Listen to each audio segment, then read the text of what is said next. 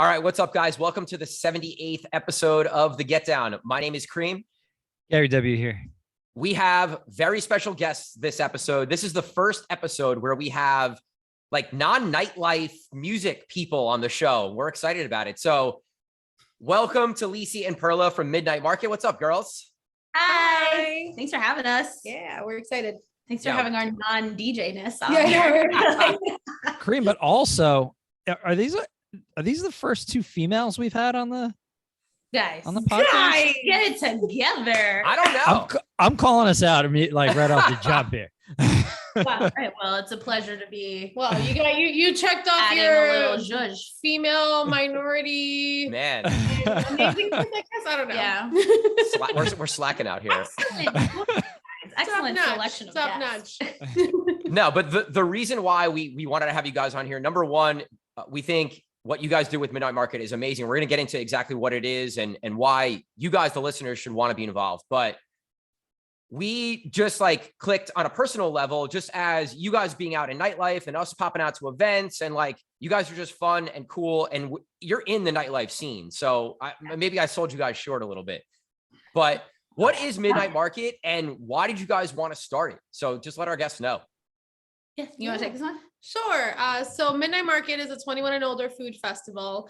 We basically curate a whole list of vendors that come into one location. We used to do it just indoors, but now we're an outdoor festival as well.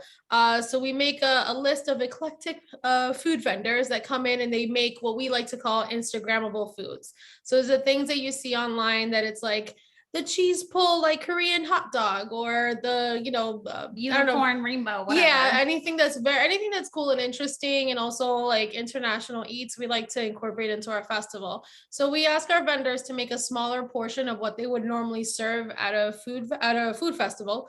And it's just like a smaller portion for a smaller price. We also have a bar on site. The bar does happy hour drinks throughout the night. And we also have incredible DJs like yourself, Yes. Come and do, just set up the mood for the entire night. And it's a great space for vendors to come out and kind of like, try out different concepts, display the different talents that they have, and also a great time for the 21 and older crowd to come out and do a nightlife theme, but also a food theme as well, and incorporate it together. For me, the secret sauce of the Midnight Market, right? It's the reason why we came up with it is I know everyone's been out clubbing before, like partying, and like the music is good and you're like sweating on the dance floor, and then you have that one friend who's drunk and it's like, I need pizza, and you're like, yeah, but we're having a good time right here, and they're like, yeah, but I need pizza, and you're like, damn it. Now you gotta like make that choice of like, do I get my wasted friend some pizza and then leave? And Midnight Market is like everything right there. So everyone's dancing. Like even if you're in a food festival and like the lines are long, at Midnight Market, you have a beer in your hand, you're listening to good music, you're making friends with the guy behind you, you're making friends with the girl in front of you, you're talking about like, oh, where did you go? Oh, you just got that vendor, I'm gonna get that next. And like the vibes are right. And it's a little bit of everything for everyone. And so you can really bring your whole friend group to it. And if somebody just wants to sit in the corner and chill, they could do that. If nobody wants to drink, you could do that. If you just want to eat the whole time, if you want to do a little bit of everything, it's there. And that's what I mean. I obviously love it because it's mine, but that's what I love about it. It really is the perfect combination of everything, with food, with nightlife, with music, with, drinks. The reason why I say that specifically is because, so my sister doesn't like to go out, no nightlife, no bars, nothing. Oh, okay. But she's a foodie and loves to go to Midnight Market. Really? Loves to go to Midnight Market. Like doesn't like big crowds, but it's spaced out enough to where she doesn't feel like she's gonna have an anxiety attack. Yeah. So like, both of us were in hospitality for a very long time, so we really think about things like that. Like I don't want to be smashed up against something, and if I'm enjoying really good music or like really good food, I don't also want to be like feeling like I'm in someone's basement, like like I'm in college or whatever. Right. So we want to make sure it's spaced out, and so I'm glad to hear that she likes it.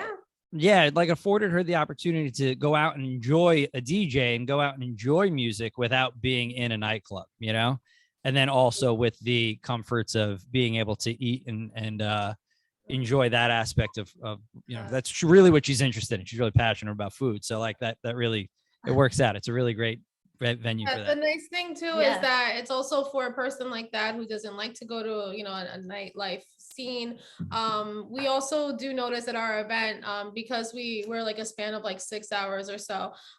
During the beginning of our event, we have people of all ages come, and by all ages, I mean above 21 and older. So let's say like, you But like super above 21. Yeah, like, we'll Like the get a grannies lot are of, coming like, out. Literally. yeah, we'll get a lot of people like in their 50s, 60s that just come out and they're like, I just, they don't want to go to a club. They want to go to a space where they're like, they feel comfortable. They get to try something completely new and also enjoy great music. And you guys do a great job of doing a big mix of everything that makes everyone feel comfortable, which is great. Yeah. And then, there's that shift, right? Like since we started like 6, by the time it hits at 8:39, now like those people have left.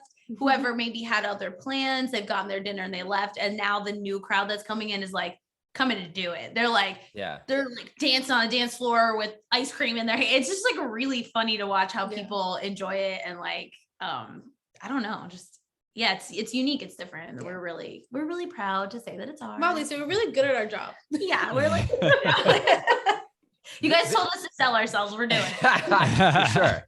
Like, I mean, this is one of those things too, though, where it's like, I would be a customer no matter what. I tell you guys this all the time. I would be a customer no matter what. So for the fact that we do the music for some of the events, like it makes me so happy because I get to be involved in something that I like truly love and believe in and think is awesome. So thank you guys for that. And I think with that also, like you said, you have such an array of people that are coming to the event. But what I think is really cool, especially for the ones we've done more recently, it's like very Jersey City, which I love. It's like bringing the community together. It's restaurant owners, it's small business owners, it's kids from the community. I love that. And I love as a DJ, I get to play music that like fits into that world, and all these smaller neighborhoods or like smaller cities or cities, there's the music that like resonates well within that world. Right. And I just love being able to kind of jump around and play all kinds of cool stuff. And like you said, like when it's go time, start turning it up. So yeah. It's really, I mean, the thing that's awesome about Jersey City, I mean, we're not originally from there, but we've been living there for like over a decade now. And, there was the whole shift of everyone moving in and it was like the, classic gentrification downtown is whatever. But Jersey City is just so diverse. And everyone wants to have a good time. And, I know it gets like a weird, like sometimes it still has like kind of a weird bad rep sometimes or whatever. But when people come out, it's just good vibe. It's chill town. You know what I mean? Like everyone's just trying to enjoy and you can really play whatever type of music and people they're going to be with it. And I love Jersey City. Yeah. Now we're going to Atlanta and now we got to figure out what kind of music they like. We were talking about that, right? We were emailing and I was like, ugh.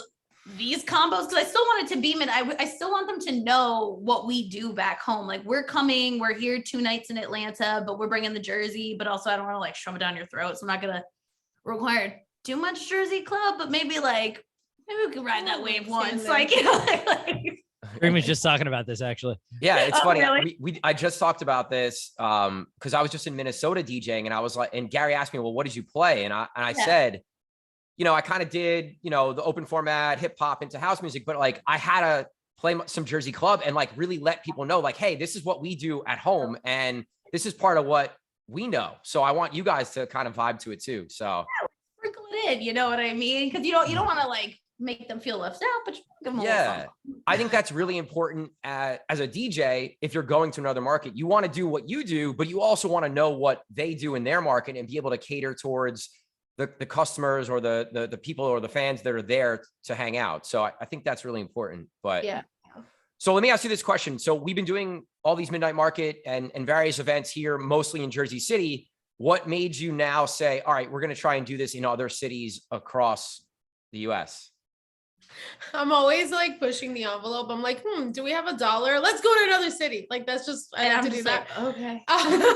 Because as a small business owner, like you always, I mean, we're coming out of the pandemic right now, and we've had moments in our career that we look at the overall picture and like, as much as we do love Jersey City, sometimes we look at the overall picture and we're like, okay, well, where else can we expand where this will make sense and like do almost like a copy and paste, but of course, like make it custom to like, whatever city we're going to. So for the way that I look at it, I'm like, if we are not starting to like expand this concept to other places, like I don't want to just like make this like one specialty in just one place and then have people like either get not tired of it, but maybe do it in Jersey City less, but then expand over to, like we did it a couple years ago in Brooklyn. And honestly, at that point when we did it in Brooklyn, it was because we had lost our venue. We like didn't have any other location to be able to pop out in. And we, I kind of looked at that as an opportunity to say, okay, we may not have a space here, but what we do works. So we can take this elsewhere. So I remember at that time, like oh my God, it was so scary. We had like barely any money and we're like, you know what, let's go to Brooklyn. I think this will work here. And like no money. I don't think you understand. We started this, we literally started, we put this on a credit card and we were like, well, either it'll get paid off by the first event or yes, I got we're in debt. Yeah. Yeah. So we were able, luckily, that came out very successful. And then, now we're moving Midnight Market to Atlanta. And again, it was a situation that presented itself, whereas during the pandemic, New Jersey, New York, everything was closed. There was a lot of limitations in venues. Venues were ghosting us. Nobody was answering us. Venues, listen, if anyone owns a venue and they listen to this podcast, you guys suck. I'm like, please you in a dark alley. Even if you tell me no, just answer me. And so the idea of Atlanta, we've always been thinking about going to another city, and Atlanta is a big foodie city, so it just made sense for us to like move somewhere else. So, and luckily we have family and friends out here. So, we were able to see that concept and try to build it out here. But of course, just as the way our life is always formatted is when it rains, it pours. New Jersey is open. So, as we're planning for everything in Atlanta and we're, trying to get things like settled in at the venue, all of a sudden projects from New Jersey and New York start pouring in because everything's opening up. But yeah. But that's okay because we had to build a team. So now we have employees and like we're growing. And also I think we're just like ambitious people in general. So staying in the area wasn't going to do it for us. At some point we were going to get bored. And if we're bored, that means our customers are bored because we throw parties that we want to go to. And if we're over it, the energy is not going to be there anymore and people are going to feel that. So we were like, okay, let's bounce around. Let's do things. So that's just Atlanta's like our testing market basically right now to see how it goes. And then eventually, we want to go. She's very set on Miami. I guess we're going to Miami next. I want to go to Miami. Yeah. And like Lisi and I were we're very ambitious people and we love a challenge. Like, I mean, we may get the best out of our whole anxiety and age us like 30 more years every time. But like we love to just, as much as it is a lot of work, at the same time, it is great to just develop, new networks in other places and just start something from scratch and meet cool people like you guys in other places, what I mean? So that's what kind of like makes us like want to expand to other places and do all of that. So I kind of got a question, it's kind of a two-part question. Because we were talking about how diverse Jersey City is. And my initial question to that was, how do you pick your vendors? Are you picking your vendors to be as diverse as the city is? That's number one. Number two, you're going to Atlanta. I don't know how familiar, I mean, obviously you've gotten familiar with the food scene down there. Now, did you go and seek out vendors like specifically cater to what that market wants? And then also, did you search out for vendors that would bring like heavy diversity to what you guys are putting out there in Atlanta? Yeah, no, that's a really good question. So kind of to what I mentioned, like kind of really quickly just now, is we throw parties that we want to go to, right?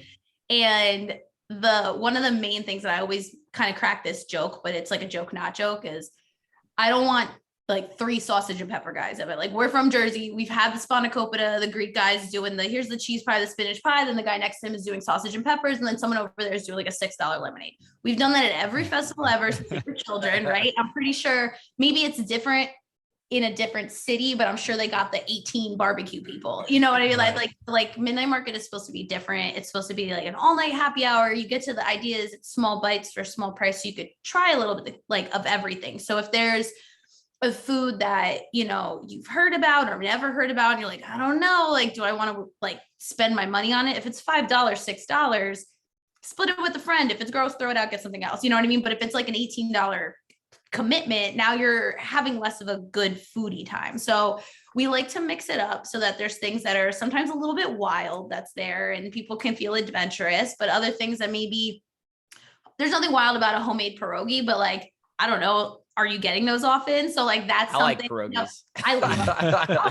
I'm obsessed with pierogies. You eat frozen pierogies from the bag, but like when they're homemade, that's next level. So it's like there's nothing crazy about that, but it's good, and like you can't get it often. And then there's, you know, the things when you're swiping on Instagram, you see, you're like, damn, I wonder what that tastes like, you know, but maybe you don't want that whole huge crazy burger. You want like a slider version. So those are the things that we're looking for. So it's like international, you know, to reflect the neighborhood or the community and let them represent, but also bringing things that maybe you haven't tried before, bringing things that people love but can't get often. So it's like, then there is that one guy that's at every festival and you can only get him at the festivals, but it's the winter now, so you haven't had him since July. We'll have him come. So it's just like a little bit of everything. And then moving to Atlanta, when you're looking at the vendors, you see the patterns, you know what kind of food is familiar, and we do want to let them know that we're coming from Jersey and we're coming from New York. So it's important for us to have like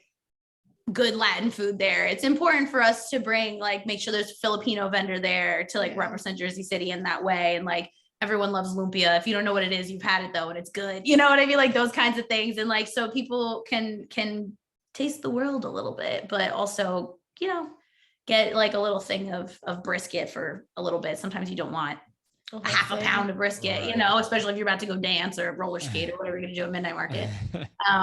So yeah, it's just like a little bit of everything. I don't know. That was like not a good answer. No, it definitely was. No, perfect. I was like, we do all the things. That's how. I think when you have a lot of different offerings, like maybe it's opening people's eyes to something new potentially. And I think that's cool, because just because it's new or scary doesn't mean they're not going to try it. So like, hopefully they do try it. And then now they're open to trying Indian food or, you know, Filipino food, like you said. And I think that's really cool that you could curate that and at least put that out there into the world, that people can try all these different genres, so to speak. No barrier to entry, right? If it's like if it's this big and it's $6 and you're splitting, it was like $6, $5 or whatever. You take a fork of it and you're like, damn, that's good. Let's get another one. It's only $6. Or you're like, not for me. Throw it out. It was only $6. Like, you know what I mean? So it's not so crazy to try. Like at one point we did have a Filipino vendor and they brought, I mean, we have a lot, but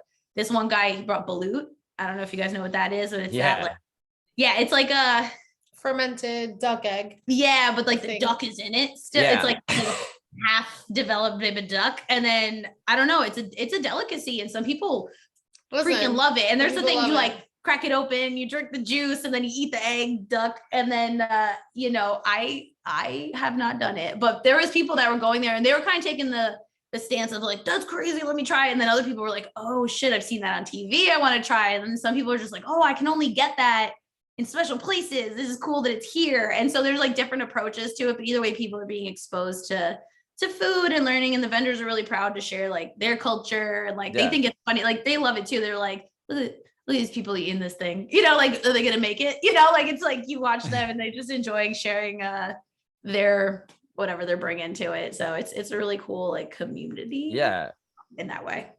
I think it's cool too, like just to relate it to music almost. It's like you guys are opening people's eyes to new foods, whereas like as a DJ, sometimes we're opening people's eyes to new genres of music, or being able to play like weird music in a certain venue that people never play.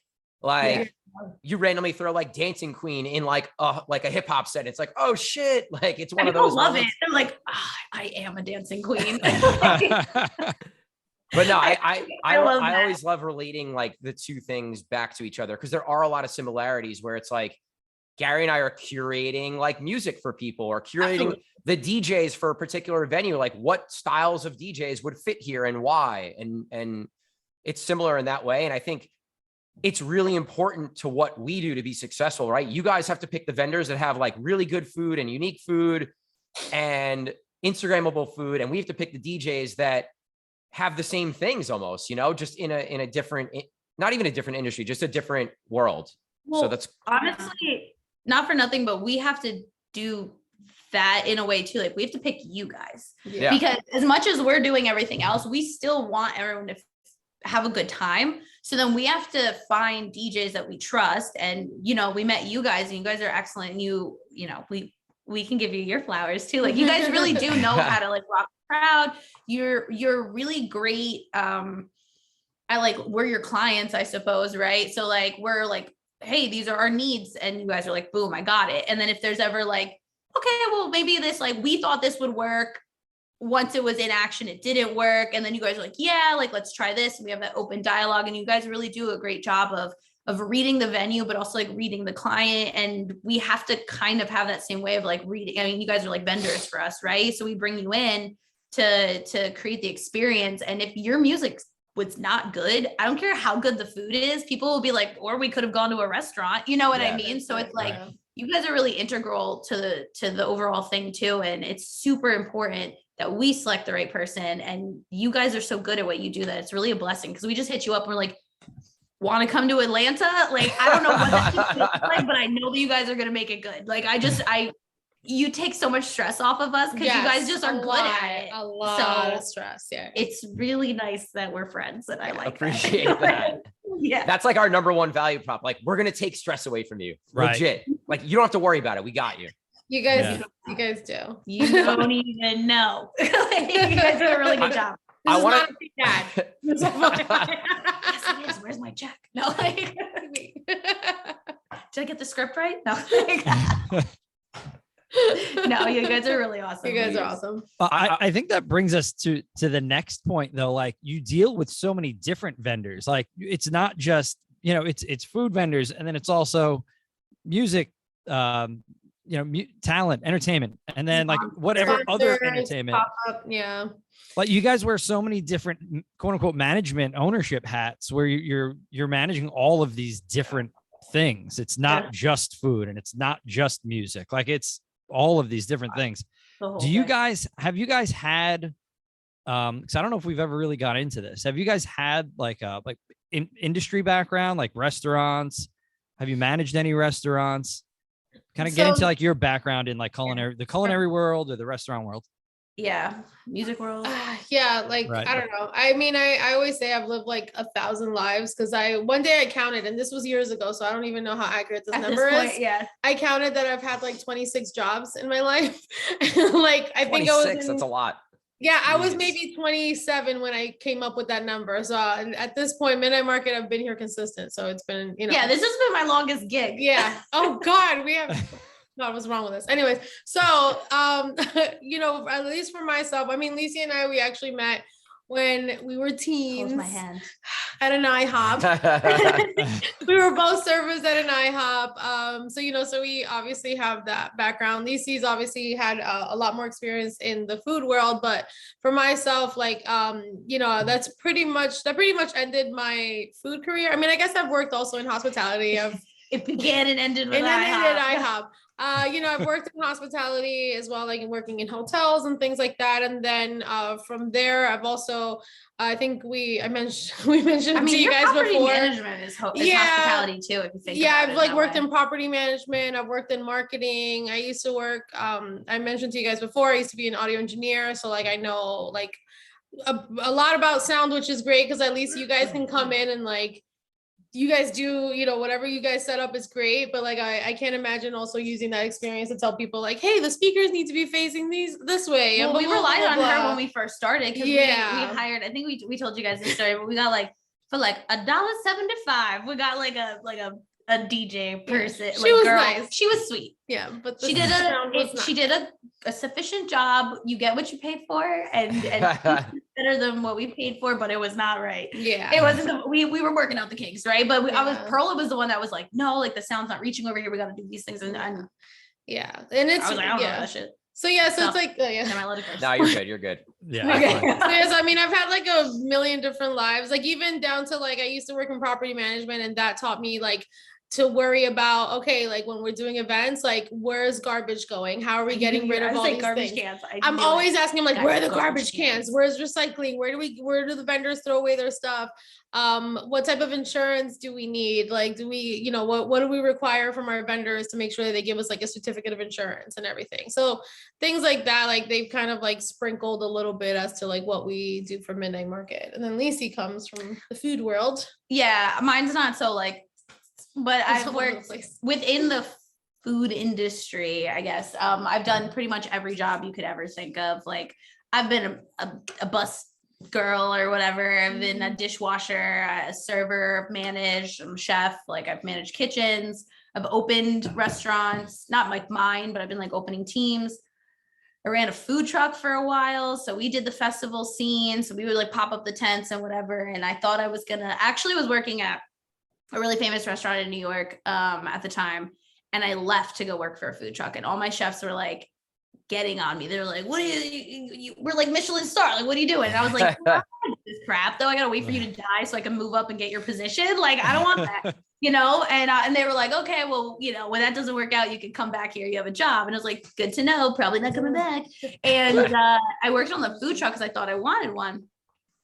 No, definitely not. No, if you want to be a mechanic, go own a food truck. If you want to be stressed out every day, if you want to pay parking tickets every day, and on top of it, own a restaurant and market yourself, like, bro, no. Yeah. So I was like, this is not for me. And then I started a little catering thing on my own. I've always kind of been really entrepreneur. I don't like people telling me what to do. So like, I have to be my own boss, so I've always same. Yeah, right. And it's like, if I'm gonna fuck up, I'm gonna yell at myself, but don't you yell at me. I'll figure it out myself. And that's just like my energy of it. And so yeah. Hence why so I've had like, 26 jobs. a lot of times, and I'm sure you guys have experienced this, just because the person has a position higher than you does not know they actually know what they're doing. And that's frustrating. And I've had some really excellent bosses in my life. And you brought up the fact that it's hospitality. And I learned a lot of, how to think about those little things that change the experience for people. And that's across the board. Like, I don't even care what you do. You could be the guy that bags, the groceries at the grocery store, and just like saying my pleasure instead of like, no worries. Like, it just really changes the experience. And and people are like, oh my God, yeah, okay, here's a tip. And it's just like those things that make people feel like a little bit special. And so when we're thinking about garbage cans or, the placement of the tables or the placement of the stage, the lighting, the DJs, the type of music we're selecting to bring out the type of person we want to bring out. And it's not like I'm looking for a specific person, but it's like a vibe. It's an energy. So if you're playing like more of an open format, but you're like, hey guys, like stick to 90s, like early 2000s, like everyone enjoys that. Throw a little Motown in there, let it get ratchet later on because everyone likes to twerk every now and then, like do that mix. You're really thinking about who is the person that will enjoy this. I'm going to bring it. And then that's the person that's going to show up and it's going to be good vibes. And so like I guess it's like 1,000 jobs of pretty much just grabbing a little bit of everything from there and then putting it together. And then, even dealing with people we work with, like that's hospitality too. You want to answer your emails on time. You want to be polite. You want to be pretty, you don't want to be like always accessible because people will take advantage, but you want to let people know what's going on. Hey, sorry, I'm a little busy. I'll get back to you. And then people will want to work with you. And so the game of being a small business owner, or like, which is anyone who works for themselves, anyone that's booking gigs, it doesn't matter what you're doing. Like, you really do have to think about the experience you're creating for the people you're engaging with to make sure that you're getting all the gigs and like making all the money and stuff. So that's you guys aren't just throwing an event. You're creating a whole experience for people to come in and take in, and like all of their senses are being pulled at. And if you're not, and just being detail oriented in the way that you are, the way that you're speaking about it, it makes that experience exponentially better than if you forgot about those little things, right? Yeah. When you're going to like, I live 15 minutes to Disney World, right? Like when you walk into Disney World, like it's a all encompassing thing. I know. They've thought about everything. But like you speak you're about, like, oh, am I special? Am I Disney? You know what I mean? Like, you speak about your event like in that exact same regard. So, and that's why it's so successful. That's why it works the way it does, right? Because like if you could leave out those little details and it's like, well, the music sucked, but the food was amazing. So maybe I'll come back for the music, but maybe that night you want to go out and do music instead of food. The fact that you're marrying all of those things in such a seamless way makes it a success. Thanks. Yeah. And I think, I know it's a lot of, like DJs and this is what your podcast is about, but like when from a I mean, you could speak on this as well, but like as a client who's booking people, right? So like, I don't care if it's a bridezilla and you're going to be like doing, or it's like a venue owner and you're doing their nightlife or whatever. We will not, I don't care how much clout you have. Like you could be top DJ of America. If you're like if you're rude or you're not attentive and you want me to give you my money and then trust that you are going to listen to my requests at my event, that's going to represent me to my people, like I'm not going to book you. You know what I mean? So it's like hospitality really is it's not just, people think about food or events or whatever, but it really is like, you gotta take care of people because you're expecting them you're providing a service to them, but they're providing one to you as well. Like they're going to be paying you or they're going to be booking you again or giving your reference to other people. And you really do have to think about being a little detail oriented with all of those things, making sure that you're saying like, hey, what's the setup for the stage? Like, will there be stairs at the stage? So when I get on, and they're like, oh shit, thanks, I haven't thought about that. Like if you're ahead of it and they'll be like, yeah, of course there are. Then it's like, okay, great. Perfect. But at that one time, they're like, oh shit, I didn't make sure that the production company is gonna bring stairs. You're like, yeah, well, I need those. So it just like even being detail oriented on your end as someone who's getting a gig really does help like the event or the venue owner. And they're like, oh, right, let me get on that. Because everyone's busy, you know what I mean? So if you're like handling your own stuff and you make people feel like you have a whole package, they're gonna want to work with you all the time. Because like you said, like make it easy. Yeah. So. I think you guys brought up so many great points. I'm going to pick a couple. So the first one, like you had just said, you guys are the ones that are paying and you're booking the DJ and it's your party. And it's the same thing for venues and nightlife. And I think a lot of times DJs don't think in that way. And it's like, oh, well, I'm so-and-so and I'm getting booked to come play a nightlife set and I'm going to do whatever I want because I'm DJ whoever. And like, that's not the mindset to have. And you're not going to get booked again if that's your mindset. I think no matter what, no matter how big a DJ you are, there's always someone bigger, number one. And number two, you're still getting paid by someone to do a service. And like, even if you think they're incorrect and they want you to do something, they're paying you. So you kind of have to do it or you're not going to work there anymore. And I think a lot of times DJs get this clouded sense because there are these giant DJs and they're selling tickets and traveling the world and they get to play whatever they want.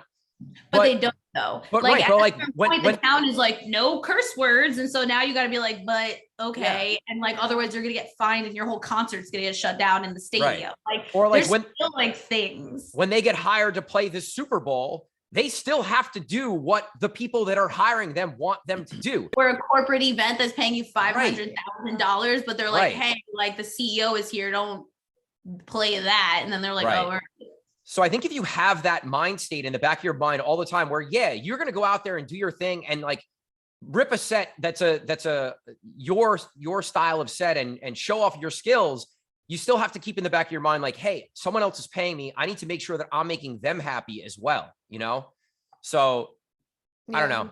The other thing too is just like working in hospitality, whether you, like you said, no matter what your position is, I think it gives you so much value no matter what you go and do later on, because you could take lessons that you learn in hospitality, whether you're serving or bartending or whatever it might be. Everyone needs to be a server for at least 6 months of their life. Yeah, I know. for sure. I always say that. I'm like, it should be a requirement before you graduate high school or something. I know. I'm like, if I like ever like have children one day, like I don't care if I'm like filthy rich, they are gonna go be servers somewhere or bartender. You have to. Yeah, or like work in retail. That's another one. I know about the sex, drugs, and alcohol. So I'm like, you can go be a server, but you got to be home after your shift because I don't talk to the 40-year-olds. Yeah, do not let your manager slap your ass. No. I know what's happening there, but I will require it of my children. So the 40-year-old's a house party because he's buying everyone alcohol. See how many old man parties we went to for the free alcohol? This conversation is getting derailed, but it's true. It happens. Yeah. Anyway, sorry. What was the point? What was it on? Everyone should work in hospitality. Yeah. Oh, absolutely. it changes your perspective on everything, and even the way you look at things, like, or the way you approach things is just very different. Like, even for us, like, obviously we've learned a lot, like putting together however many festivals we've done at this point, but you know, it's just that specific attention to detail and making sure that we're always following up, making sure that any issue that pops up, like we're addressing it. And like, I don't know, there's been in the past like things that have happened at Midnight Market that maybe, like, I don't know, a guest had a bad experience with a security company and I had no management over that, but I made sure to like speak to them while the event was happening to make sure that, you know, I can, you know, calm them down, make sure that they The will lady that was still screaming at you. no, it was somebody else. Okay, I was No, like- someone had it was kind of like an issue with like using restrooms. I don't know. It was like Oh, okay. a whole thing, and like a security, I don't know, like a security company was yelling at them, whatever. And I like pulled her to the side. I spoke to her and I'm like, listen, I'm gonna talk to them and I'm sorry this happened, but like, you know, like here's you know, a little voucher, go grab yourself something to eat. Sorry about that.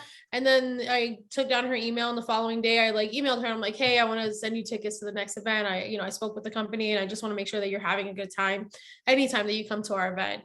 Because you know, I want to make sure that anyone who's coming through like it's having a great time, and not even noticing that we paid attention to so many things to make sure that they would have a great time, but it's just like they're flawlessly just walking in and just enjoying themselves. And I feel like even like that, like for DJs too, like just making sure that they're listening to their client, they're not completely derailing and doing something completely different than what you thought.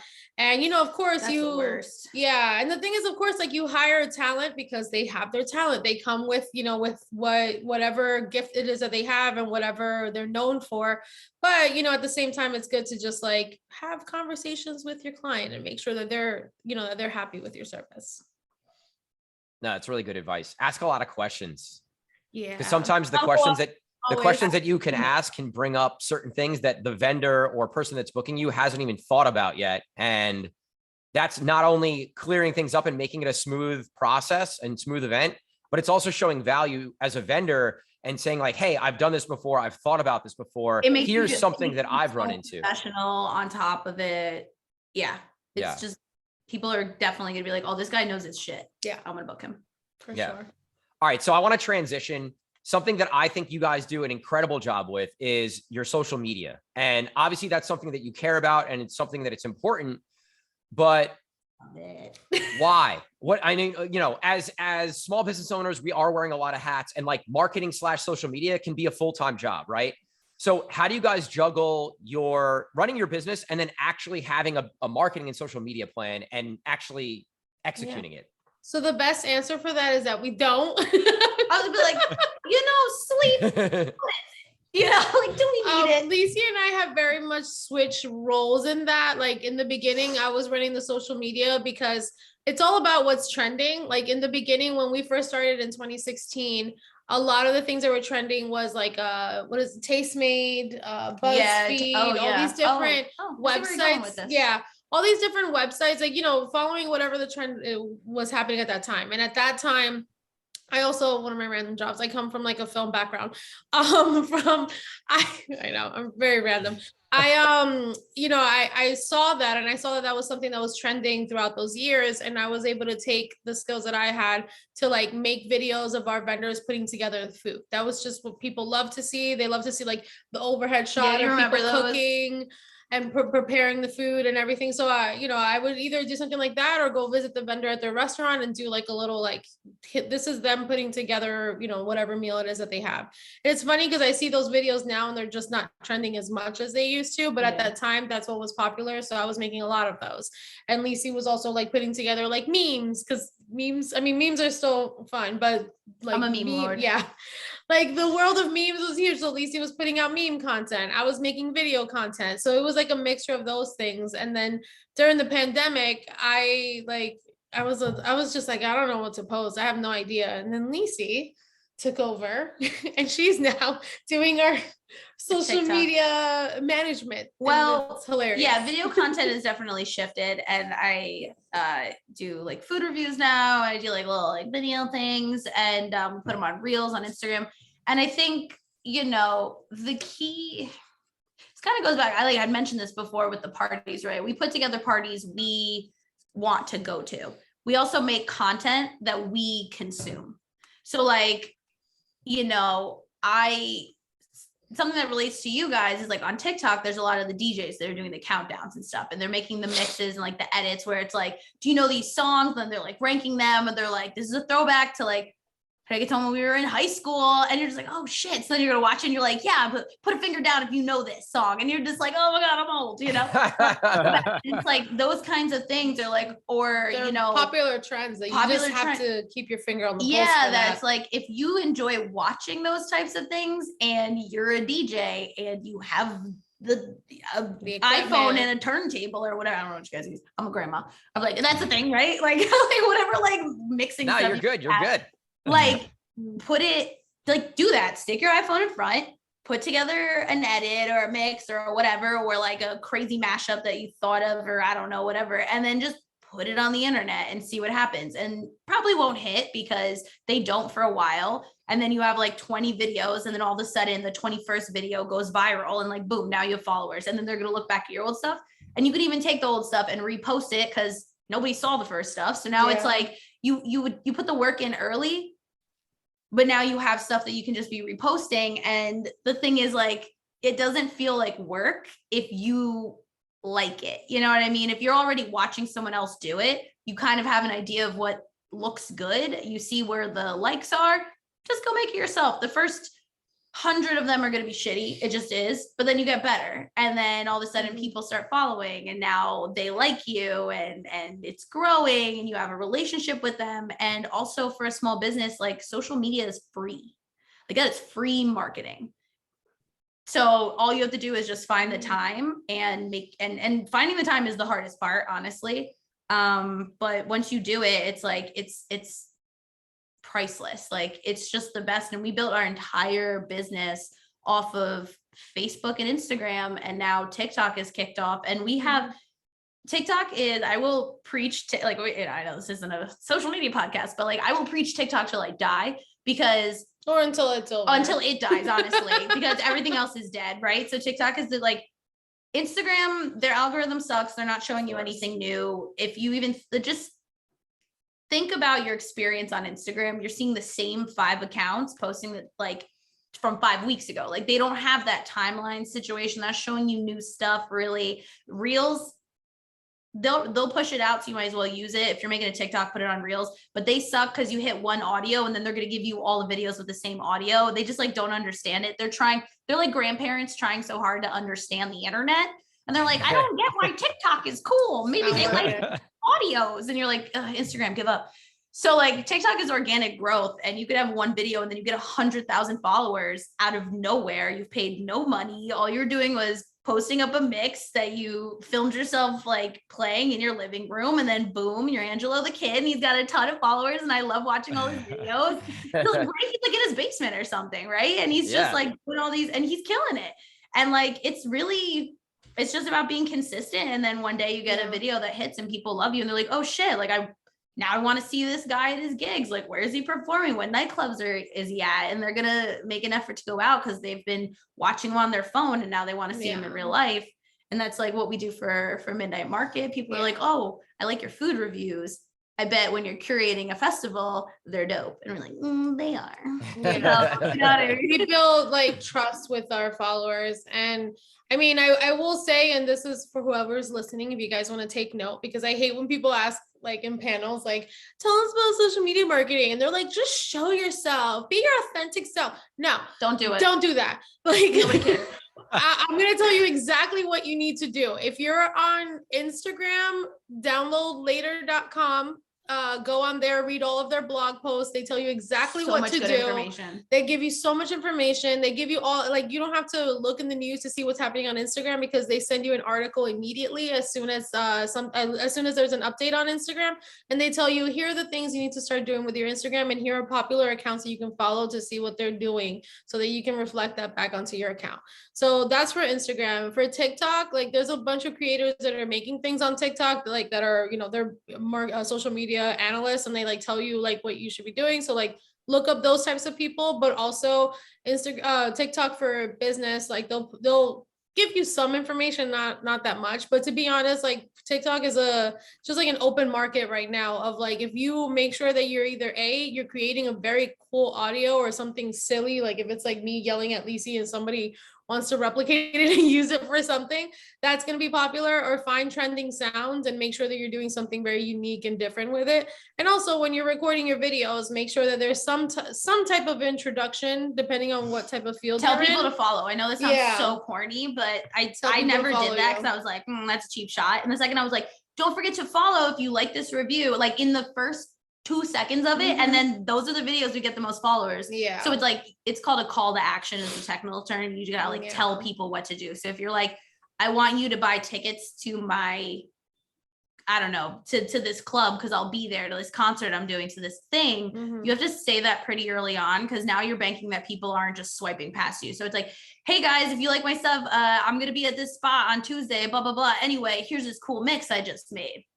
Yeah. Like, it's so simple. But yeah. I mean, either doing stuff like that or just like, it's kind of gimmicky. You do need to like start in the beginning, just saying something like, I don't know, if you're making a TikTok and you're into food, you're like, hey, like, I don't know, I'm trying to think of something like, oh, if you love like eating pernil, like hands down, this is the best place, the best 5 places to get it from. So if you start things like that, that just like captures people's attention literally within the first 2 seconds of them watching your video, they're gonna trust you to, I mean, maybe the first video, they won't trust you right away, but you know, people eventually once they see you enough, you know, they'll know to make sure to follow you and to, you know, be a part of your journey. But again, like there's so many tools out there. There's even tools that you can use to like, I forgot the name of the website, but you can like research to see your competitors, like who what is that one called? I forgot what it's called, but you can kind of see like your competitor, like what types of account people are following that's like similar to your competitor, and you can like create ads based on that, so that way you can start getting some people over from your competitor. So yeah, we'll tell you guys how to do it, so then we can find competitor podcasts, and then you can do a little push, like and then all those people will get your podcast. Yeah. So there's a bunch I like of that. yeah. All right, we'll find that site, and we'll definitely put it in the show notes. Show notes, yeah. Spark Toro. Yes. I think that's one of them. What is it? Spark Toro? I think so, but you know, we'll find it for you guys. We'll find it for you.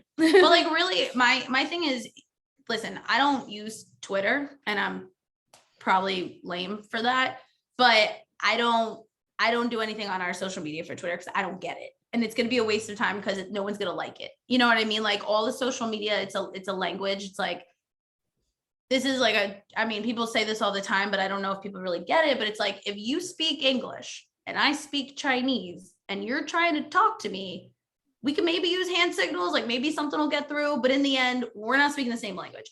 And someone chose to be on Twitter, and I like TikTok. So me doing TikTok shit on Twitter, like reposting something or making a TikTok type awkward, like it's like a weird niche humor on TikTok, right? And if you're not on there understanding it, like whatever your realm is, if it's not showing up on your thing and you're getting it, it's going to be a harder sell because you're not speaking that language, right? Yeah. Like Instagram, Facebook's for the grandmas. So unless you're posting like a rant about, you know, your day, like it's your personal diary, like we know our moms all do, like it's really not going to hit. Like, I don't know, like or I don't know, I'm not on Facebook that much anymore, so I can't even really speak to it. But it's like wherever you're hanging out the most as a small business or one person trying, like a freelancer trying to get gigs, like whatever social media you use naturally, just stick to that one. Don't try to do the most, because we all only have 24 hours in a day. So it's like, don't make it harder than it has to be. You don't have to be everywhere and any, like, you know what I mean? It's better be one place and do it decent than be everywhere and just fucking be shitty at it. So I think that's really good advice, because like if you're trying to put stuff across all these different platforms, it just work, you know, like it's not going to feel, if you like using TikTok and that's where you want to post stuff, just post stuff there. And if you do a really good job at it, you're going to get your followers and your people that vibe with whatever you're doing there. And you said earlier, like, I don't like social, this isn't a social media podcast, but it is, because it's so important. Yeah. Because every DJ, you might just be a DJ, but you're your own business also. And like you said, also, it's free. It's free. There's not much free advertising out in the world. So like, if you can create this TikTok presence or create whatever platform presence. It's free advertising, which I don't think you guys really fully understand. Like, it's free. And also that's where people are. Nobody is like, no one's like looking through their junk mail or like literal actual mail. So like sending flyers now is like, what's even that? You know what I mean? Like direct mail, like that's not a thing anymore. Like people are literally here all day. So for free, you could be where they are. Why would you not do that? And people are just like, oh, I don't have social media. And I'm like, bad move, bro.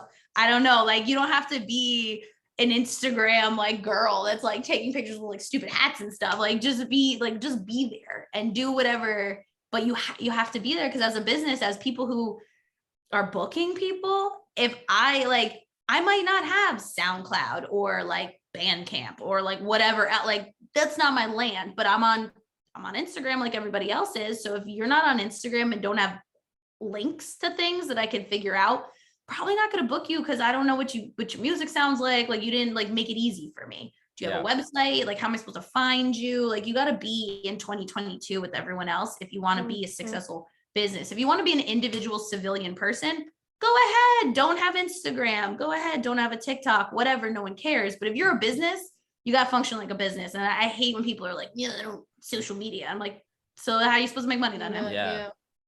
Like, I don't know. I get so mad at people. Like, I'm like, so you're better than making money? Like, that's crazy. That's like nuts. That's not the way to look at it. You absolutely owned us at lunch a couple of weeks ago because we were talking about our non-TikTok presence. So I know. Individually, we're okay. Business-wise, not so much. So yeah, it's been a strong push since that lunch to really get things going on that end. Yeah, you did kick us into high gear. My face half of the time, but I don't even remember. I remember now. Sorry, I did go in. We did. I was like, "Are you kidding me?" No, like that's where the people are right now, though. No, we needed it. We needed it. Yeah. The thing about like TikTok right now is just all these platforms have had their lifespan. And if you get in early enough, it is the Wild West where like anything could hit. Literally right now on Instagram, nothing's going to hit unless you're putting tons of ad dollars behind it. And like at that point, the regular person, it's just not worth it anymore, you know? And also it's like, this is a sponsored ad. And you're like, lame. Like, I don't know. I always get like extra spicy when those shops like, get off of my timeline. Like, I don't know why. I don't want to look at your I don't ads. want to look at it. Yeah. But it's, yeah, I mean, especially like that, like even with TikTok, it's just such again, we don't get paid by TikTok, but we should. But even just like being on the app, like it's interesting because like it still is the Wild West. Like you would think that by now they would have like formatted it in a way that it's like they're still pushing out other creators, which I'm sure they are in other angles. Soon enough they just started doing paid ads. Yeah, so it's like it's still a market that you can kind of get in and just create your own world. I mean, it has, I don't even know how many users at this point, so it just makes sense. But also strategy, right? So like you got to think about they're a business also. I'm a business, you're a business, whoever's listening is a business, TikTok's a business. They just started doing paid ads. So this is what happened with Facebook and Instagram when they first started. Give me $5, look what it'll do. Imagine if you give me 10. Imagine if you give me 20. So you're getting way more value right now than down the line where everyone's flooding everything. So right now I'll see something and half the time I'm like, damn, that was a sponsored video on TikTok. I didn't even process that because they still don't even have their rules worked out yet. So they are not like doing a big band across it like Instagram does now. It just says like sponsored, very small. So like unless you're like reading the caption, you're like, oh damn it, they got me. Because it's like, you know what I mean? And so I do that all the time. Like, shit. Yeah, you get we're gonna add or whatever, but like you could put $10 behind something that you're really proud of. If you just dropped an edit pack or something, you really want people to hear it, throw $10 behind it, select like your demographic. Don't just do the random one. Like you gotta like be a little specific about it and then put some money and then everyone's got $10. You could drop $10 easy at McDonald's. You might as well drop it on yourself on the internet and try to make some money off of it, get some followers or whatever. So it's like, it's like getting in at the right time, being strategic and really constantly walking through. Like Pearl and I can't even walk into a venue, a place, like a restaurant. I'll never do anything in this restaurant, but I'm like, ooh, they have a lot of electricity. And she's like, ooh, nice, there's plugs. Cause we're always looking for electricity. Cause I want to like, where can my DJs plug in, right? Like, that's hilarious. Like, can people plug in a tiny fryer? Yeah. So it's like, I'll I'll literally be in like Home Goods, and if they have like, I don't know, raptor type things, or they like drop like outlets and stuff and things, I'm like, if this ever goes out of business, I'm gonna throw a festival in here. And it's like, what? But you really have to be thinking at all times about your business. Like, I'm sorry, you are not a human anymore. You're a business owner. Like, you are a business. You walk through the earth. You got to be constantly thinking about, oh, this is a cool restaurant. I wonder if they do like a nightlife thing. Like, I'm a new DJ. Like, let me ask, oh, who's the manager to the server? Like, be really nice to the server. So when you ask the manager, like, they're all like, oh yeah, table 5, like they're dope. Like, they want to talk to you. They're actually a DJ, and they notice that we do Friday night things, and they want to see if maybe we'll do Thursday night, and they'll come work for half price just to show that they can bring an audience or whatever. Like, you gotta be like schmoozing at all times and like thinking, and schmooze sounds like not nice, but you know what I mean? Like you gotta like be strategic about this stuff, because again, like, are you better than making money? No, I'm not. Right. If you're a business owner, you have to have that like growth mind state or like business mind state at all times. Even if, like you said, you're just hanging out. Like, if there's an opportunity that presents itself, you need to take it to at least introduce yourself or offer something or whatever. Just share your social media and follow each other or something, just to like create that connection. I'm still, honestly, I'm talking like I know what I'm talking about, but like, I'm still getting nervous, right? Because it's like, who am I? And I also, this is the thing, like, this is just my trauma.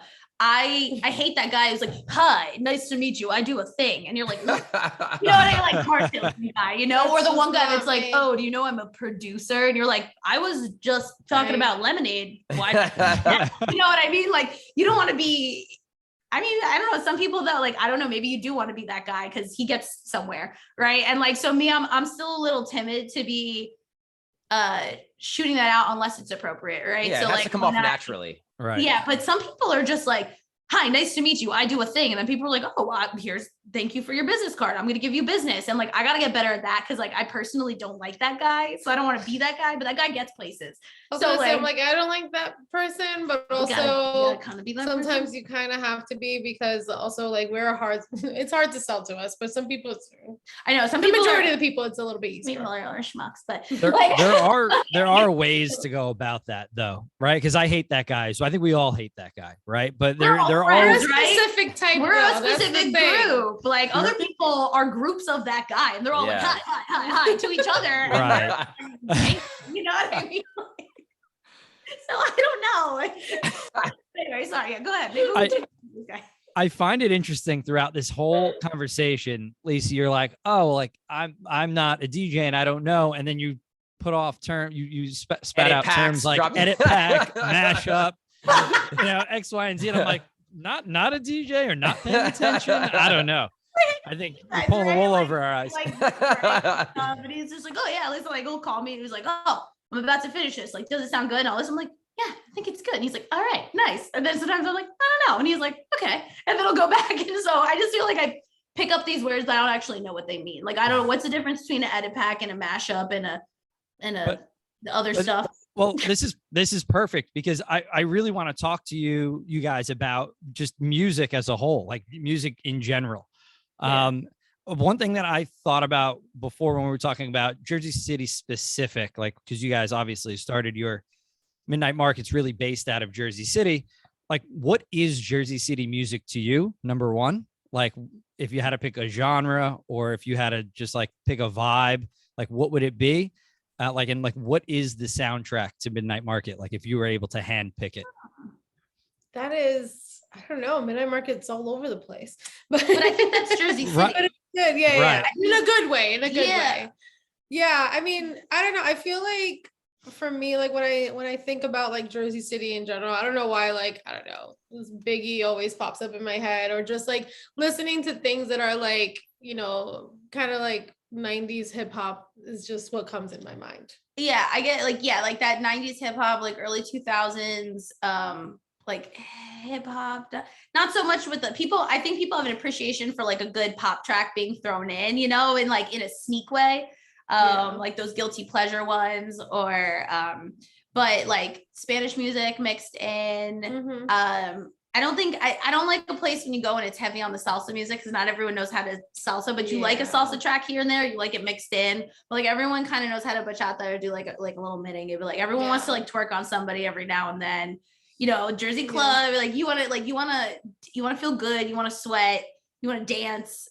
You guys kill it at 626 all the time. For me, 626 is a spot. I went on a date the other night and the guy was like, we actually went to Ashford because I was like, oh, Greg is he's DJing. I was like, let's go check it out. And so we went and he was killing it, of course. And then he goes, he's like, have you ever been 626? And he was like, listen, I'm straight, but I like to dance. And I was like, 626 is this. You don't know how many straight guys in my life are like, can we go to 626? Yeah, for anyone who doesn't know, 626 is a gay club in Jersey City, but like it's just the vibes, the energy, the music. Like everyone likes to go because it's just dancing. Like no one's being creeper unnecessary. Like if you're trying to kick it to someone, like it's a vibe, but no one's like as a girl, you don't want to go someplace where it's like dudes are like smashed up on you. They're like, let me dance behind you. And you're like, ew, guy. It's like 626 just has a good energy. And like, it really is the music. You guys do such an excellent job of bringing a little bit of everything in. And I think Jersey City is a little bit of everyone. And so we want a little bit of everything. Even if you don't speak Spanish, you still want to like do a little like cha-cha move. You know what I mean? Like, it's just like everyone likes a little bit of something. That particular venue is very Jersey City because of the diversity, because of everything, the gays, the straights, the trans, the, blacks, Latinos, the whites, everything. So like you kind of have to touch on everything. And I think that's exactly what your event is. People will be like busting it down, like really gay, like Megan Knees, like they're just like, you're like, wow, you are really twerking your ass right now. And then 2 seconds later, you guys are playing Motown and everyone's like singing like Jackson 5. And then the next minute, you know what I mean? Like, I think when I was there one night and like you guys put like some mix that had like Nirvana on it and everyone was like, oh, fuck yeah. Cause like everyone was a little bit tired from how much they were like Dutty whining 5 seconds ago. You know what I mean? Like, it really is. It's like you want to do this and you bring people on a ride. And I think Jersey City is like, you can get any type of food. You could talk to any type of person. You could speak pretty much any language there, catch someone, you know what I mean? So also you want to listen to any type of music. And so it's hard to put a finger on it. It's just like it's a big mix. Energy. Do you think in Atlanta you're going to have a similar vibe? Probably, right? Well, that's the vibe we want to bring regardless, right? Because I think that's the market's vibe. And that's what it's important for us to, but that's why I don't remember what I said, but we were emailing about like what kind of music. And I was like, I mean, it's the South. So we obviously got to put a little Southern something in there, but also we're in Atlanta. So we got to have trap music. We got to have like, but also we want to do like play some stuff from back home, do a little bit of this and like mush it in. And we like to have the party starting from the second people walk in. Right. So we want the energy, but you don't want to play the bangers in the beginning, like kind of thing, So yeah. We're also in Atlanta for a month now before our event, just to kind of do a little bit more research. We'll have to do market research and go out. AKA go out. And just like get a little bit more of the feel for the city, because we also don't want to just try to shove something down people's throats if it doesn't make sense for them. But I might have to drive up and do some market research myself, Karina. Yeah, come on. We apparently have a whole house now, so if you want to come visit, come on by. This place, immaculate. It's got a yard. We're just like, damn, am I moving to Atlanta? Maybe. It's nice. Yeah. Yeah, like we were saying, we might have to make a little trip down for Midnight Market in Atlanta. We'll talk more. Are like pretty sweet out here. It's like, they book up really quickly though. So if you guys, you could do a hotel, but I'm such an Airbnb person. I like having my own little space. Same. I agree. Yeah. All right. So before we wrap here, I told you guys, this is the first guest I actually told we do these like quick hitters at the end. Usually I just hit you with them. Oh, you just get people? That's rude. But I think that's the whole point. It's not like, I don't want it to be a thought out answer. I just want it to be like the first thing that comes to your brain. I'm nervous now. No, you guys got this. So who is your favorite artist right now? Lisi, you go first. Bad Bunny. I also love Bad Bunny, but I'm gonna be a very old lady right now. No, I really Michael Bublé. No. I'm an old lady who's really loving this very young band right now. I never, Oh. yeah, I was telling Lisi about this the other day. I found this band on Instagram and I'm like obsessed with them, but they're 5. And I am the oldest lady who's listening to them right Who now. are they? They're Yeah. called Weston Estate. They're from North Carolina. I don't know. Their music is just so fun because I really love like Frank Ocean and like, I don't know, just like Were that we whole, listening to them today? yeah, kind of like that vibe. They're really cool. I love them, but I swear to God, they're like 17. I mean, like maybe you're 18, putting 19. DJs onto something right now. You Yeah. never really know. But You might see those mashups coming out of. no, but I'm like obsessed with them right now. They're really good, and yeah, that's what I'm listening to. Gary, what's yours? I never grill you on these, so let's grill you too. Oh. Wow. Like No, right Gary, now, yeah. like this week? Yeah, this week. Oh man. It's old stuff right now because I just set up my turntable. So I've gotten into like, I've listened to a lot of Motown this week, but a lot of jazz too. Like Miles Davis is my guy this week. Oh yeah, nice. Yeah. All right. So sorry. I know it's not a fun answer. No, but I love that's who that. I've been into. we love jazz. Cream, who's yours? Cream, what are you listening to? I'm in a house world, or I'm in like throwback hip hop world generally. But there's a bunch of new like house producers that I'm really into. Ooh. I don't know. Nuz B is someone who I like. James Hype's been putting out a ton of really, really dope music. So somebody in that like tech house world. Do you guys play Hurdle? Okay. I don't know what that is. I'm about to change your life, everybody. So I can't even take credit for it because it's our friend just put us onto it. So it's like Wordle. I don't know if you heard people. It's like a weird word game playing lately. It's for people. So I suck at word games. Don't give me a crossword puzzle. Don't give me like a word find. I'll just like break down and cry. I'm just so bad at them. However, My ADHD can't handle it. no, I can't. However, I don't know. I think I'm like I'm pretty well versed in music, and so it plays 1 second of a song, and I'm I've heard talking of this. from the top of the track. So it could be literal silence for a second, and then like a cough, and you're like, the fuck. Yeah, And get, then you like, gotta one and then note. you like so you could guess. And then you type it in and it'll come up with the easy thing about it is it comes up with options. So even if you don't super know the name or the artist and you have like a general idea, you can kind of work through it, or you can skip it and then it'll play like 2 seconds worth of the song, 3 seconds. And I think it goes up to like 5 seconds. Yeah. And then after 5 seconds, if you can't get it, like you That's suck, it. you don't know the song. But so then you get, and then it gives you a score or whatever. Then you can like share it with your friends and be like, I'm excellent at music. I got it in one. And so, yeah, we can play today's too. Yeah, And it's like, well it's a website. It's called like HERDLE dot app. I think it's something weird, but it's a website. It's not an app. We'll link it. We'll link any like It's website we talk about. Because then it's Yeah. like, do you know, and they're playing all types of random ass music too. Yeah. It's not just like one genre. Yeah. And some songs are pretty, but anyway, I thought about it because they played like a house track and like I knew it, but I was mixing it up with a different song. Like I knew the name, but I couldn't, I don't know, whatever. And it was so frustrating. And I had to listen and then it just like messed up my score. And I was like, I knew this. Messed And up my score. I don't know why I care so much, but I was like, I knew this freaking song and like nobody else was there. It was just me. We'll just have to playing. get the get down chats up on Hurdle and we'll have like a challenge. Oh, every Oh, you yeah. guys will go Oh my wild. God. Like, Sure. We have a- forget about it. Cause then you can like roast people like, you didn't fucking know that song. Like, it's just like so fun for me. I don't know, I'm a geek, but do All right. it. So next question. Yeah. We did favorite artist right now. What's your favorite album of all time? If you only had to pick one, I'm sure you have Channel like 5. Channel Oh, Orange, Frank Ocean. My Frank favorite. Ocean. We Okay. can't have the same one. I love that. I- But, okay. I can listen to that whole album. The first album Over that and came to over. mind was the Carter 3, Lil Wayne. They're Okay. just like really random, but I love that. But Frank Ocean's a better one. That's a better So answer. good. Gary, So what good. about you? You got to give me a second. I have to think about it. I feel like You we've, got 5 we've- seconds. Right now. yeah, let's go. This is a It's whatever know, I you have want s- right now. I Come have so many going through my head. One that I always fall back on, which is really strange, is you know what? I can't think of the name of it off the top of my head. Sing something from it.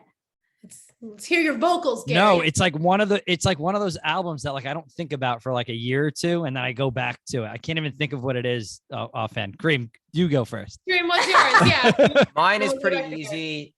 It changes from time to time. My top 3, but I mean, Reasonable Doubt to me is just like my listen to every song. when I'm in a mood to listen to throwback hip hop, like I'll listen to that album first. Yeah. So that's mine. All right, I remembered it. This is embarrassing, actually. Yes, what is it? It's John Mayer Continuum.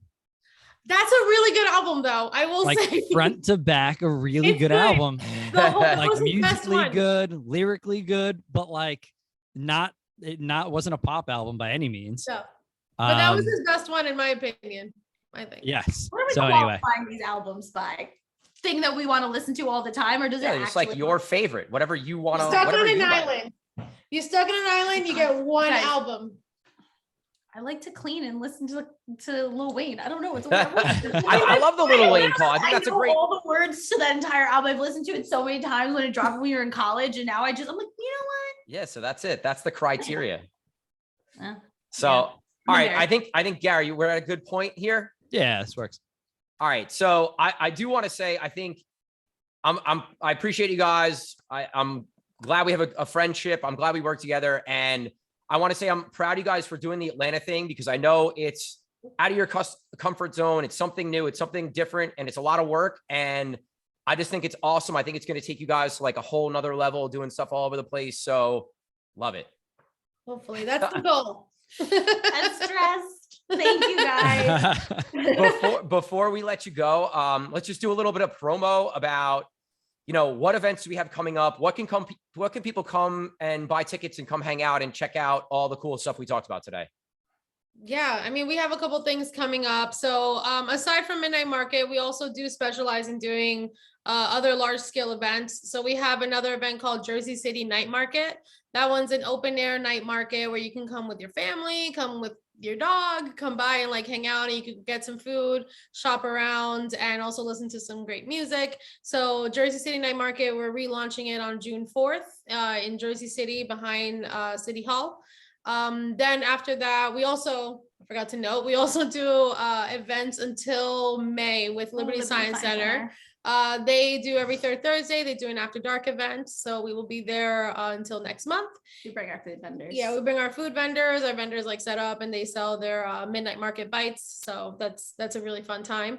Also, that one is a 21 and older event. And then July 4th, we just partnered with the city of Jersey City to put together a whole food festival, shopping festival, everything festival leading up to the 4th of July fireworks.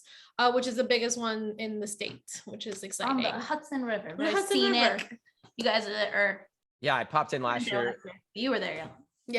Yeah, that one's great. I mean, time. last year we got like 75,000 people to come out, and this Yeah. year we're expecting double that. Like, So Probably yeah, triple, honestly. yeah. So we're excited about that. And for that one, that one is we branded as the Jersey City Night Market. So it is family friendly. Come out, and it's not ticketed, so it's just free to the public to come and enjoy. So, Yeah, love it. And also- and Midnight Market And Atlanta also is, May 10th. go Go ahead. ahead. No, go Midnight ahead. Market Atlanta is June 10th and 11th. If anybody wants to come Yes. pop down. Do it. It's gonna be so fun. Flights, gonna be I've been fun. looking at flights. They're like $70 right now one way. So like it's Come on by. reasonable. Yeah, do it. Honestly, this one is gonna be because we have the space. It's a massive space. Huge space. And it's Atlanta. The weather's gonna be nice when we're outside. Usually midnight market's inside. We're doing like things that we've never done before. So we're adding extra features to it, like cool games. There's a VIP moment now that have like private access to like your bathroom and your own little bar and loungy stuff. And I don't know, maybe we'll find a hookah lady and throw her in there. Like we're just trying to really like Yeah. zhuzh it up. We're so that putting we in can a do roller stuff. rink. So we have a company coming out that's building out a roller rink from scratch, and it's gonna be really cool. It's gonna be Yeah. so fun. You're not doing that, Cream. Do Why not? it. We First of all, talked about we I'm a talked about great- getting injured. We talked I'm about a getting great injured. roller blader. All right. Oh, but I don't know you about could the be four wheels. people that wear like the wristband, like Yeah, protectors with the knee thing, and the knee protector. pad. Are we gonna have like squat races and like all that stuff like back in the If we have squat races, I'm in 1,000%. Yeah, we can make it happen. We'll make it happen. And one other thing you guys are involved in, May 10th, Get Down Meetup. You guys Yeah. hooked us up with a vendor. So Midnight Marketing Get Down. Okay, Get okay. Down Meetup, May 10th. What's that? What Which vendor? vendor? Creamy announcing the vendor yet or what? Yeah, La Cucina we're no. using. Who? No, I forget who it was now. Okay, well, that's fine. I'll link you. I'll hit you offline. We'll let you know. Sounds good. No, so Lisi and Perla from Midnight Market, thank you guys so much. I'm glad we were able to do this. This was fun. Appreciate you guys. We're going to link to all this different stuff we talked about, even the social media stuff. We'll put some links. And if you live in Tri-State New York City, definitely come check out one of these events. Where all the Get Down guys are always hanging out if we're not DJing. So do it. And we love you guys. Yeah, guys are fun. All right. Thank you guys so much. My name is Cream. Gary, Debbie. For Lisi and Perla. Appreciate you guys. Peace. Peace, guys. Bye.